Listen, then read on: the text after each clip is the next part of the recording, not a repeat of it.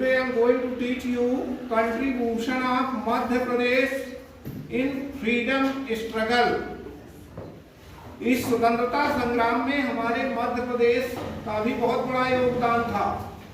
इसलिए हम इस चैप्टर में पढ़ेंगे कि मध्य प्रदेश के लोगों ने क्या योगदान दिया फ्रीडम स्ट्रगल में। First struggle for independence in 1857 paved the way of national movement in Madhya Pradesh. Some of the rulers in Madhya Pradesh also opposed the British even before 1857. हमारे मध्य प्रदेश के कई लोगों ने स्वतंत्रता संग्राम 1857 के पहले भी अंग्रेजों के विरुद्ध विद्रोह किया। Out of these two uprising और worth mentioning revolt of prince Chain Singh. Prince Chain Singh ने रिवोल्ट किया था। ये मध्य प्रदेश के हैं और इन्होंने अंग्रेजों का बहुत जोरदार विरोध किया। प्रिंस चैन सिंह ऑफ नरसिंहगढ़, ये नरसिंहगढ़ के रहने वाले थे, was insulted by political agent Maddock of Sehore cantonment. Hence, Chain Singh started agitation against the British.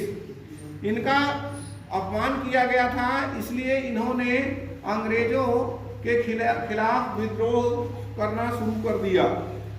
In 1824, there was a fierce battle between Chain Singh and the British on a spot which is presently known as तहसील चौराहा।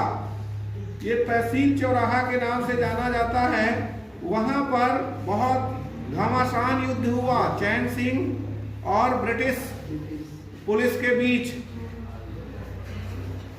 चैन Singh and handful of brave soldier sacrificed their lives while fighting with British soldiers in Sehore Dussehra Bagh. Sehore के दशहरा बाग में चैन सिंह और British soldiers के बीच भयंकर युद्ध हुआ और उसमें इन्होंने अपने जीवन की बलि दे दी, लेकिन उनके सामने झुके नहीं। बुंदेला रिवोल्ट, चैन सिंह के बाद दूसरा रिवोल्ट है Bundela revolt.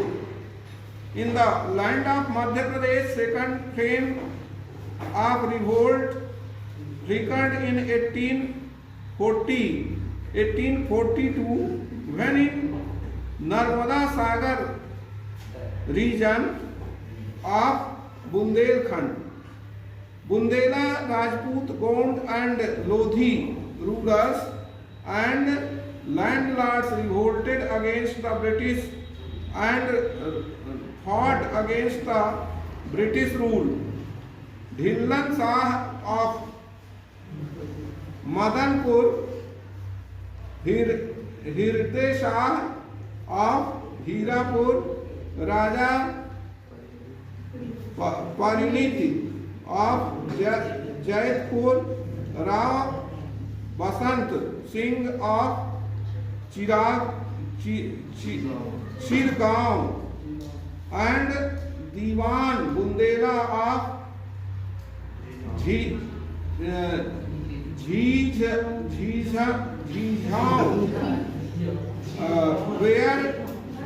where he rose up his education, but because of lack of unity and power of British army, the revolt could not succeed.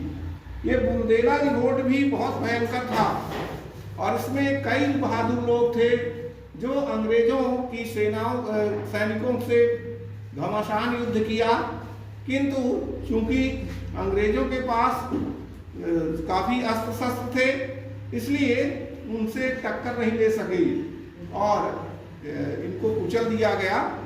पर ये इन रिवोल्ट का बड़ा महत्व है ना। ये मध्य प्रदेश से ये रिवोल्ट हुए और भी हुए। First struggle of independence in 1857 and Madhya Pradesh. देखो जो फर्स्ट बैटल ऑफ इंडिपेंडेंस कहलाता है वो भी मध्य प्रदेश से शुरू हुआ है ना। Many freedom fighters showed their displeasure against British in 1857 revolt। बहुत सारे जो फ्रीडम फाइटर्स थे हमारे यहाँ के, इन लोगों ने अंग्रेजों के विरुद्ध विद्रोह किया, उनसे लड़ाई लिया। In this fight or not only local rulers, kagodars, talukdars and malgujars took part, but common people also took part in this struggle। ये केवल ऐसे बड़े लोग ही नहीं बल्कि छोटे आम आदमी भी इस विद्रोह में भाग लिया। In spite of non-cooperation of princely states, lack of resources, inferior weapons and unorganized efforts, the struggle stated for many months। Tribals also took part in the struggle wholeheartedly। Many Gond and Malgujars, Jagirdar of Sagar, Jabalpur and Narsingarh district took part in this struggle। Bhil Nayak of Barwani also fought against the cooperation of common public। ये केवल ऐसा नहीं कि जो इलाकेदार तालुकदार थे वही लोग भर केवल इसमें इस स्ट्रगल में पार्ट लिए, ऐसा नहीं था। हमारे आम जनता और भील गोंड ये सब यहाँ मध्य प्रदेश के जो जंगलों में रहते थे, इन लोगों ने भी इस विद्रोह में अपना पूरा योगदान दिया और अंग्रेजों के छक्के छुड़ा दिए वैसे, है ना। काफी टक्कर लिया उनसे जब जितना कर सकते थे। तो इस प्रकार से ये बहुत मध्य प्रदेश का रोल बहुत ही महत्वपूर्ण है इस फ्रीडम स्ट्रगल में। In 1818 during the regime of Lord Hastings proved the Maratha power, many parts of Madhya Pradesh ruled by Marathas were captured by British। British started the new land regulations। People of Hoshangabad, Siuni, Narsinghpur, Damoh, Sagar and Narmada Valley were given bad treatment। It became difficult to pay increased malguzari for the farmers and British started opacities on them।